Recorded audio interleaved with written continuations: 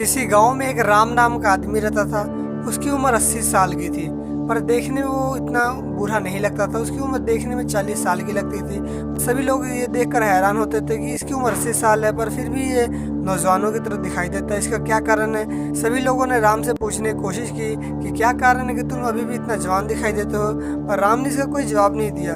धीरे धीरे यह खबर से पूरे गांव में फैल गई। धीरे धीरे इस बात का पता राजा को चला। राजा को जब ये बात का पता चला तो वो भी इस बात को सुन के हैरान हो गया कि कैसे वो आदमी इतना सेहत में तंदुरुस्त है। राजा ने इस बात का पता लगाने के लिए कुछ गुप्तचर राम के पास भेजे।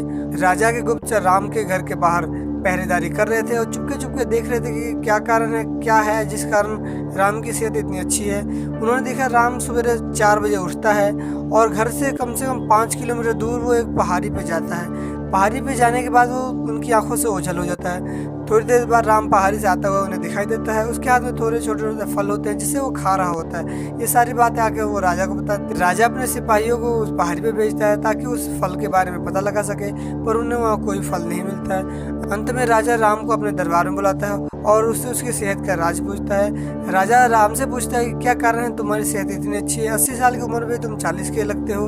राम ने उन्हें सारी बात बताई और उन सभी को अपने साथ उस पहाड़ी पे ले गया और जाकर उसने वो पेड़ दिखाया जिसका फल खाकर वो इतना सेहतदार बना है। वो एक बेर का पेड़ था। राजा को ये देख बहुत गुस्सा आया। राजा ने कहा इस पेड़ के फल को हजारों लोग खाते हैं, पर कोई भी तुम्हारे जितना सेहत वाला नहीं है, पर तुम इतनी सेहत वाले कैसे हो?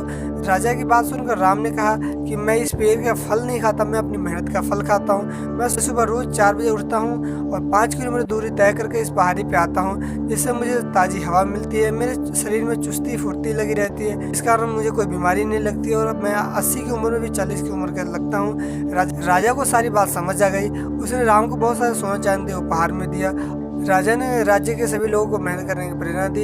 इस आधुनिक समाज में बहुत सारे ऐसे यंत्र बन गए जिससे कारण हमें कहीं जाना नहीं पड़ता है। हमारे छोटे बड़े सभी काम घर बैठे हो जाते हैं, जिससे हमारा शरीर एक से एक बीमारियों का घर हो गया है। हमारे शरीर को चुस्ती फुर्ती नहीं मिलती है। घर में बैठे बैठे हम सुस्त हो गए हैं, आलस हो गया है। हम सभी को मोटापा की बीमारी लग गई है, गैस बनना आम बात हो गई है।